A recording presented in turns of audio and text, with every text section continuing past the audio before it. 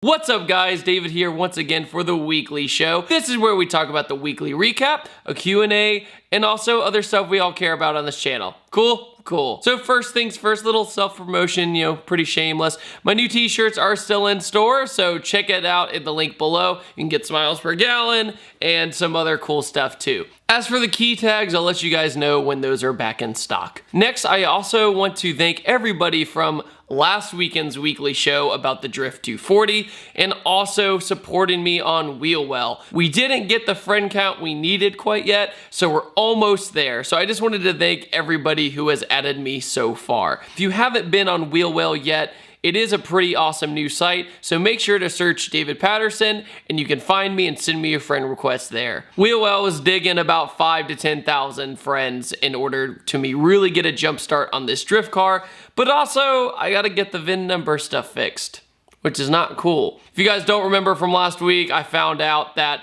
the VIN number on my title has a typo in it. Moving on, I wanted to give a shout out to a subscriber named Tyler. Tyler has a condition called dystonia. I met him at FL2K and he was super nice. And his website is called tylershope.org if you want to support him and help him find a cure for his condition. It's really cool, they have like University of Florida and stuff in Gainesville, Florida working on it. So it's a really big deal. So make sure to check it out. All right, so let's talk about our story of the week that was requested and let's talk about Mustangs. Okay, so the Mustangs have unfortunately plummeted in sales recently, and I have a few theories about this. I have a few theories on this, but the first one is it's almost winter time, and with it being a rear-wheel drive 430 horsepower sports car, that isn't like the best market for the winter time and snow, if you know what I'm saying. I think I proved that right last winter. Why? One of my other theories is since the 2015 body style and model has already been out and everybody who wanted that has probably gotten it by now, they're probably waiting for the 2018 refresh. Now that is the bad part about leaking information for companies. That's why they camouflage their cars and everything else, because it messes with the sales of the previous generation. But hey, I'm not saying that's a bad thing. I always want to see what's next. Last but not least, let's just talk about the elephant in the room. In my opinion, people are scared to buy Mustangs now because of the stigma. And the stigma has always been there, but never at this level. Nowadays, you are the cars and coffee crowd killer. Mustangs are known for crashing now. It's really unfortunate that there's millions of these cars, but this very small percentage of idiots, yes, they're idiots, has caused this stigma for this part of the community in the domestic world. Now, me being a Mustang owner myself, as you can imagine, I was getting kind of sick of the jokes. And not so much that it offended me, it was just like, okay, you're kind of beating a dead horse here, pun intended. That was really bad. So when these Mustang memes and crashes started coming out and like being played over and over again, a lot of the people in the Mustang community were kind of confused because those happened a long time ago. Myself, I was actually at the Black Terminator crash at Mustang Week, the most famous one, and we were all just like, what were you doing? Mustangs have something that is a double-edged sword. It's easily accessible horsepower, and if you give that to somebody who's never experienced horsepower or doesn't know how to drive with that much horsepower, they're gonna mess up if they want to be a show-off. And that's what happens at all these cars and coffees, and when people egg people on the side of the road, it's going to happen. And it's unfortunate that their sales are plummeting because I think most of us know that this is probably the biggest reason why. But I'm really looking forward to whatever the 2018 does, and I really want to see whatever the Mach 1 / GT500 is. I am praying it's like a twin turbo voodoo motor or something ridiculous, because that would be awesome. All right, without further ado, let's get to the Q&A. Have you ever had any thought on decorating your office? So my house is a rental and I'm not allowed to like paint or anything like that, and I have stuff like that's really personal over there and stuff like that, but this is just like the best place to put my camera, and I know it's kind of bland behind me and I plan on doing more stuff. Just bear with me, and I just have to find stuff that I can do with also renting the house. So gotta figure that out. What is the best subscriber experience you've had? And have you ever become good friends with a subscriber? I've actually become great friends with a ton of subscribers I've met, especially here in Atlanta and also in Richmond. It just becomes a community and it becomes your friendship because you're bonded by cars and you're bonded by this hobby. I just become friends with people who are cool and respectful, and that's all it takes for me. But in Richmond, when I used to live there, I wanted to go skateboarding at a skate park, but there was only pretty much one that still existed. All the rest of them had closed. So I went there kind of incognito, not thinking anybody would recognize me, and two people there recognized me, and we ended up making a video and we played skate together, and it was a really fun time. Would you ever do another $500 car challenge again?